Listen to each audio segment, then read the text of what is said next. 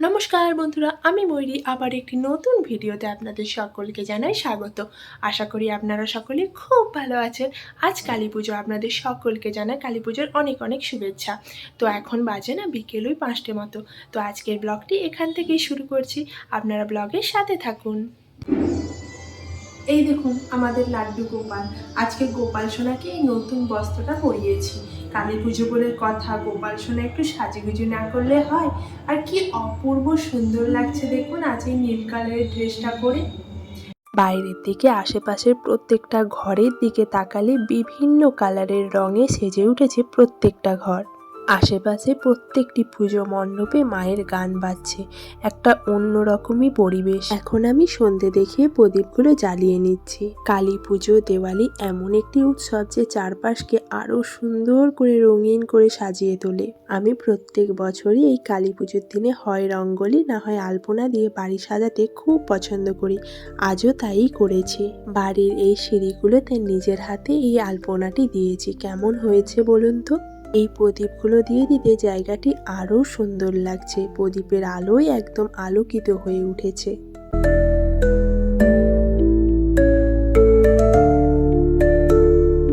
এইরকমই বাড়ির দরজার দুপাশে প্রদীপ দিয়ে সাজিয়ে তুলব।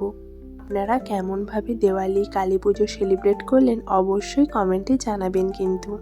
আর কালী পুজো দিতে যাব, একটু আলতা না পরলে হয়, তাই আলতা পরে নিলাম। আর এখানে আমাদের ড্রেসগুলো রেডি করে নিয়েছি। আমরা দুজনে এখন রেডি হয়ে গেছি, এখন বেরোবো পুজো দিতে। তো চলুন ভিডিওর সাথে থাকুন। এখন আমরা যাব আমাদের পাড়ার কালী পুজোতে, ওখানেই আমরা পুজো দেব। আমরা চলে এসেছি আমাদের পুজোর প্যান্ডেলে। আর ছোটর উপরে প্যান্ডেলটি বেশ সুন্দর হয়েছে।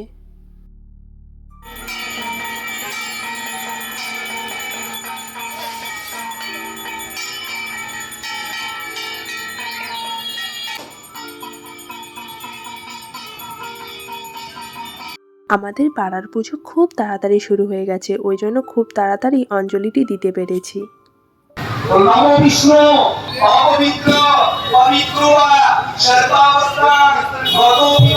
পুজো দিয়ে এসে আমরা চলে এসেছি আমাদের বাড়ির ছাদে।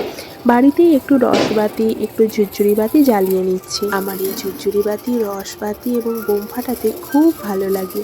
আজ একা একা একদম ভালো লাগছিল না। কালকে ভাগনা ভাগ্নিরা সবাই এলে খুব আনন্দ করব।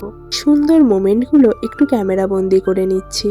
আর আমাদের বাড়ির সামনে পাড়ার বাচ্চারা এই গলিতে খুব বোম ফাটাচ্ছিল। আপনারা তো বোমের অনেক আওয়াজ পাচ্ছেনই ভিডিওতে।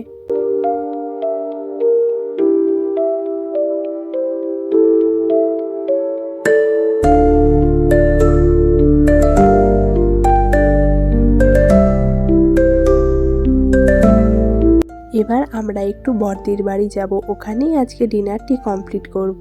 আমরা বড়দির বাড়ি চলে এসেছি। আর এখানে ভাগনা আমাকে বোমের কালেকশন দেখাচ্ছে। আর এই যে এখানে বাচ্চাগুলোর সাথে একটু আনন্দ করে নিচ্ছি। ওদেরই তো কালী পুজো, এই বোম ফাটানো আনন্দ।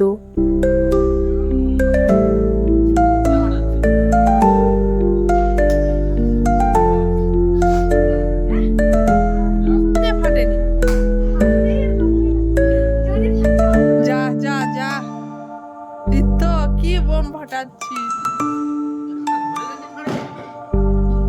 কি রে? হেভি হেভি আওয়াজ, হেভি আওয়াজ। এখন বাজে রাত প্রায় 12টার বেশি। আমরা বেরিয়েছি আমাদের বাড়ির সামনে কিছু ঠাকুর দেখতে।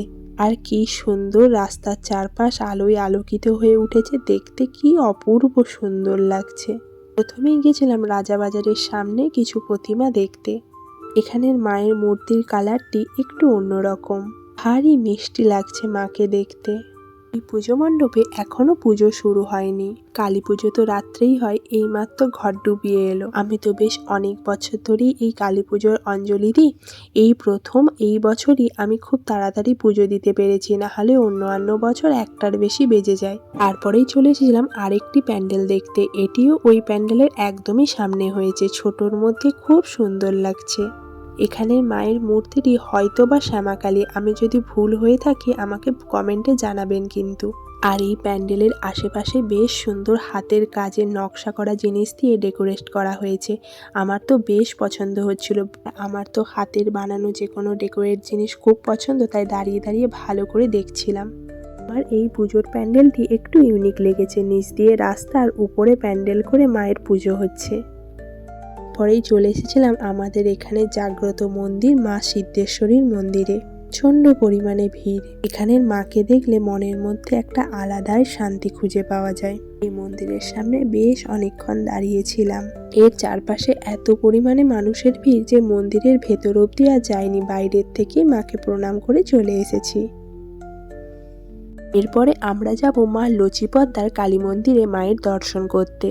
ইতিহাস প্রসিদ্ধ শহর মেদিনীপুরে রয়েছে একাধিক সুপ্রাচীন কালী মন্দির। কয়েক শতাব্দী প্রাচীন সেই সব কালী মন্দিরের সঙ্গে পারিবারিক বেশ কয়েকটি ঐতিহাসিক মণ্ডিত পুজো এই শহরে কালী পুজোর প্রধান আকর্ষণ। শতাধিক প্রাচীন কালী মন্দিরের কালী পুজোর মধ্যে একটি অন্যতম হল মেদিনীপুর শহরের হবিপুরে লচিপদ্দা কালীবাড়ির পুজো, যেখানে প্রতিমা বিসর্জনের সময় আজও ব্যবহার করা হয় গরুর গাড়ি। এই পুজো শুরুর ইতিহাসও রীতিমতো রোমহর্ষক। মায়ের পায়ের নূপুরের শব্দ যেখানে থামবে সেখানেই হবে মন্দির। কথিত আছে পুজোর প্রতিষ্ঠাতা লক্ষ্মীনারায়ণ দে প্রায় 400 বছর আগে স্বপ্নাদেশ পান এই পুজোর সূচনা করার বিষয়ে। দিন কয়েক পরে মধ্যরাত্রে লক্ষ্মীনারায়ণ দের কানে ভেসে আসে নূপুরের পরিহিত এক মহিলা বাড়ির মধ্যে সশব্দে বিচরণের আওয়াজ। স্বপ্নাদেশে বলা হয় নূপুরের শব্দ যেখানে থামবে সেখানেই মায়ের মন্দির প্রতিষ্ঠা করতে হবে। সেই আদেশেই মন্দির প্রতিষ্ঠা হয়। তো সামনে থেকে এত ভিড়ের মধ্যেই যে মায়ের দর্শন পাবো এটা কখনো কল্পনাও করিনি। তারপরে বটতলায় মায়ের দর্শন করে চললাম আমাদের পাড়ার পুজো দেখতে। আমাদের পাড়ার মধ্যেও বেশ কয়েকটি কালী পুজো হয়েছে। এই যে এখন একটি প্যান্ডেল দেখালাম, এই রকমই ছোট ছোট বেশ সুন্দর সুন্দর অনেকগুলোই প্যান্ডেল হয়েছে। আশা করি আপনাদের ভিডিওটি খুব ভালো লেগেছে। যদি ভিডিওটি ভালো লাগে অবশ্যই লাইক, শেয়ার, সাবস্ক্রাইব করে আমাদের চ্যানেলের পাশে থাকবেন। আর আপনারা সকলে খুব খুব খুব ভালো থাকবেন। আর আপনারা কেমন কালী পুজো সেলিব্রেট করলেন অবশ্যই কমেন্ট করে জানাবেন কিন্তু।